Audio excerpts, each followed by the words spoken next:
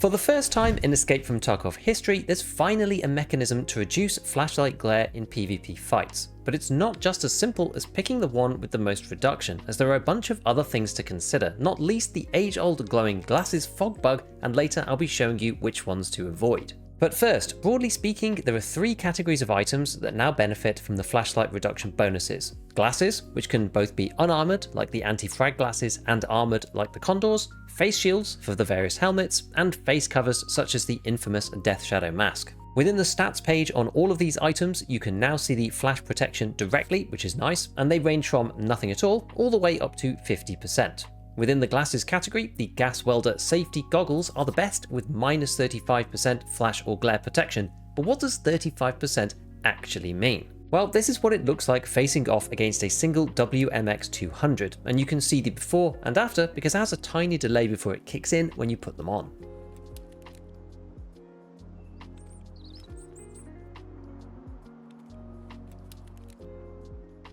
If that's not bright enough for you, here's what it looks like with the Armitech Predator, which is one of the brightest flashlights in the entire game.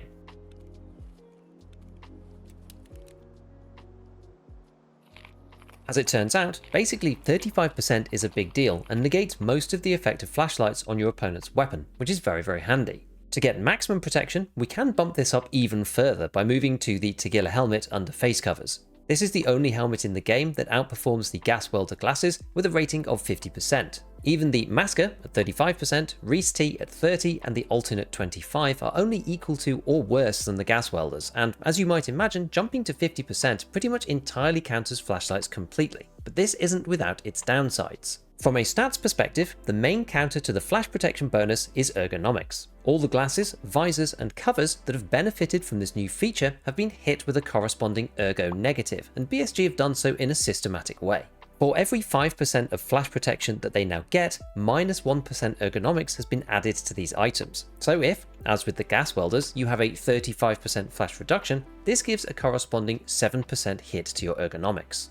Also, some items that previously had negative ergo already now had this increased by the new penalty. The Tagilla mask, for example, is now minus 15%, which is the old 5% ergo negative with an extra minus 10% penalty added on top due to its 50% flash protection. If you build your guns in mind and have ergo to spare across your whole kit, then it's not too much of a problem to take these, but additionally, the Gas Welders and the Tagilla mask are find in raid only. Gas Welders are easier to get because they spawn on scavs, but the Tagilla mask can only be gotten reliably from the boss. So what's next on the list? You might just be tempted to choose the next one down, sorted by protection, which would in fact be the crossbows, at only 4,000 rubles on Ragman 2. But this is when we run into the second issue, the glowing glasses bug. This one is an ancient problem that causes glasses with specific textures to render incorrectly when within fog, and easily shows off your position under the wrong situation. Unfortunately, the crossbows with their minus 30% protection are also subject to this issue, as are quite a few others in the list.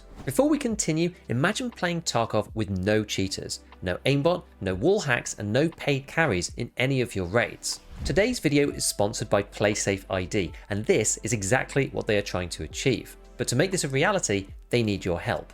The problem with cheating in games is that when people are caught, they often simply buy another account and jump right back in. And the fragmented approach to anti-cheat in each game clearly isn't enough to prevent the epidemic across the industry. The difference with PlaySafe then is that it isn't actually an anti-cheat. Instead, anyone caught cheating in any of the games that it's integrated with will face penalties not on their game account, but on their PlaySafeID. This means that if someone is caught, for example, in PUBG, they'll be unable to access PlaySafe protected matchmaking in Tarkov, Apex, Call of Duty, and all the rest. For this to work though, the developers of these games need to take this solution seriously, and for that, we need you. All you have to do at this stage is go to the link in the description and register your interest. That's it. It's so easy and will take less than 10 seconds. With your vote, alongside tens of thousands of other gamers, PlaySafeID will be building the strongest possible case to change the gaming industry forever and crack down on cheating once and for all. The important thing to remember about PlaySafeID is that it's optional, it's free, and it won't be required to play any of the games that you own either now or in the future.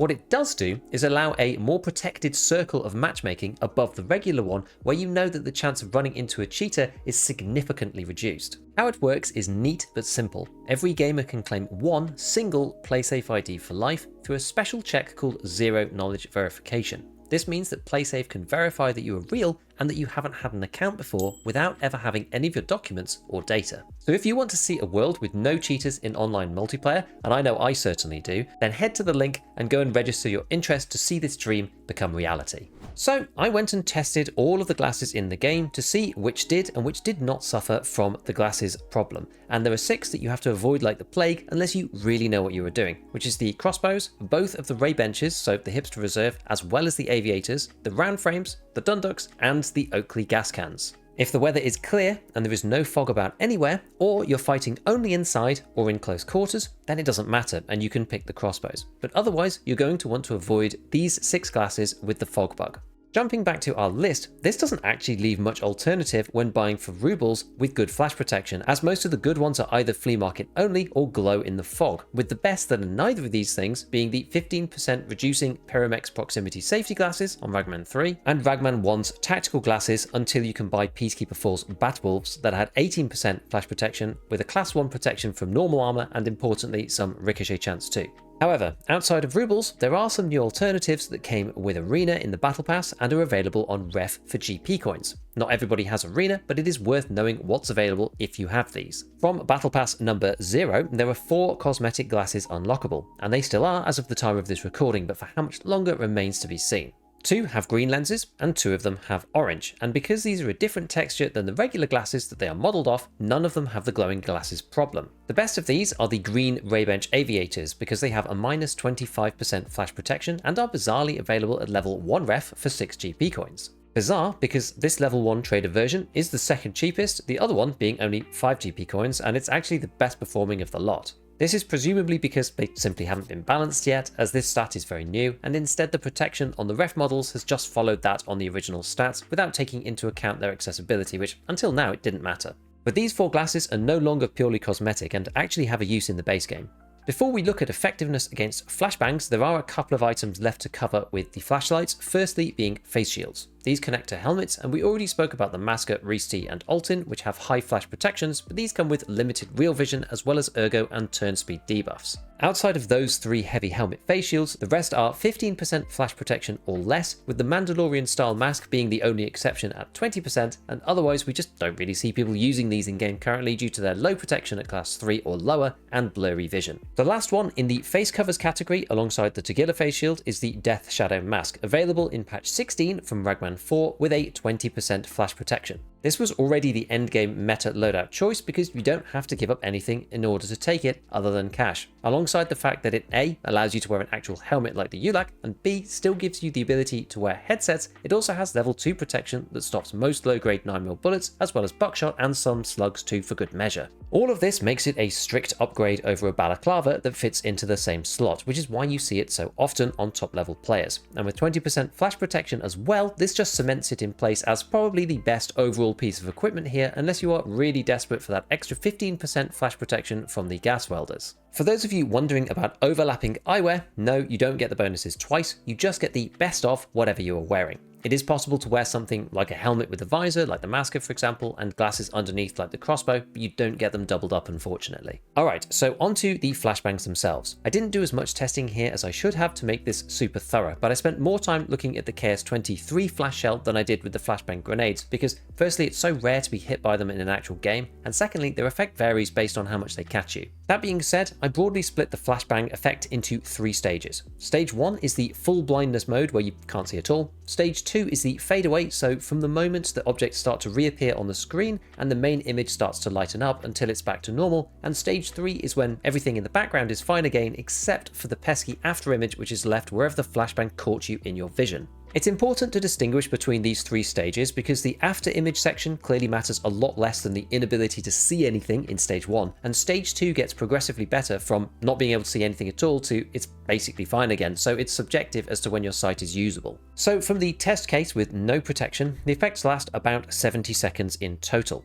13 seconds of full blindness, which is an incredibly long time by the way, 25 seconds of fade away, and then the rest with the after image only. Moving to the gas welders, the full blindness drops by about the expected 35% to 10 seconds or so from 13, the fade away to 16 seconds from 25, and the rest in the after image for a total of 41 seconds instead, which is closer to half the time than you might expect. With the Tagilla, again the full blindness part was cut by the expected 50%, but the fadeaway and the after image was shortened so that the whole time is cut down to about 25 seconds in total, which is an improvement of over 60% on the base case. So on one hand, yes, the blindness protection makes a big difference to the time you're flashed. On the other hand, even with a shortening from 13 seconds to 7 in the full blindness case, that is still an eternity without being able to see, and you're going to die even with the Tagilla helmet on unless your opponent really messes something up. Moving on to the KS-23 flash shells, which are the most reliable way of getting someone blinded, these do have quite a different profile to the grenades, or at least the Zaryas which I was testing. For starters, the initial blindness only lasts about 7 seconds here with no protection, fades away in 14, and leaves the after image for about 54 seconds. Overall, this is the same length, but the first 2 stages are about half the time in effect, which is much less problematic for the recipient. With the gas welders and the Tagilla helmet, it decreased each stage as expected, with the full blindness section being shortened to 5 and 4 seconds respectively, which is quite a lot better. So overall, what is the best thing to wear for protection, primarily against flashlights but also flashbangs of various kinds? Personally, I still expect to see the Death Shadow being used while it's accessible on the traders for the various other reasons that it's good, given it doesn't interfere with the rest of your headgear and provides some mitigation against flashlights, even if it's a bit weak versus flashbang specifically. That said, the Tagilla helmet is objectively the strongest, but it does suffer from access problems being available only on the boss. Second then are the gas welders, given they only have an ergonomics downside for a very strong flashlight diminishing effect and no glow bug, although they are also fine in raid only, but on scavs too, so it's slightly easier. At lower trader levels, you might want to consider Ragman's tactical glasses on level 1, his proximity safety glasses on level 3, or Ref's level 1 green aviators if you have arena. So if you like the idea of no cheaters in your raids, do remember to go and register for PlaySafeID, and next up, check out my updated audio video from BSG's most recent update to get up to speed on what is new. As usual, a big shout out to all my patrons, and as always, have fun in your raids.